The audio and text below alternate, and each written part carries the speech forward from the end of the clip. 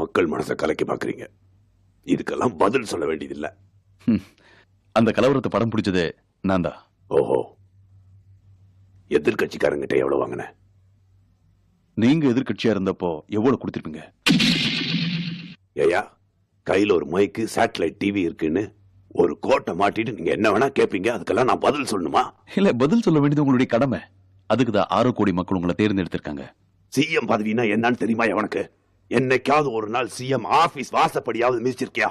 வந்து பார், ஒரு நாளைக்கு எத்தனை பேர் என்ன வந்து சந்திக்கிறாங்கன்னு. எவ்வளவு குறைநிறைகள், எவ்வளவு கண்ணீர், எவ்வளவு நன்றி, எவ்வளவு நெருக்கடி, எவ்வளவு மாலைகள், எவ்வளவு மறியல்கள், எத்தனை சிக்கல், எத்தனை டென்ஷன் உட்கார்ந்து இருக்கிறவனுக்கு தாயா தெரியும். எதையும் எடுத்தோமா கவுத்தோமான்னு முடிவெடுக்க முடியாது. ஒரு கலவரம் நடக்குதுன்னா அதை தொலை நோக்கோட நாளைக்கு யாருக்கும் எந்த பாதிப்பும் வராத மாதிரி தான் முடிவெடுக்க முடியும். அதைத்தான் நானும் செஞ்சேன்.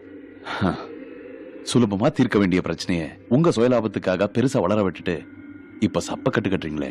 தீக்குள்ள விரல விட்டா சுடுன்னு சொல்றேன். உனக்கு புரியல?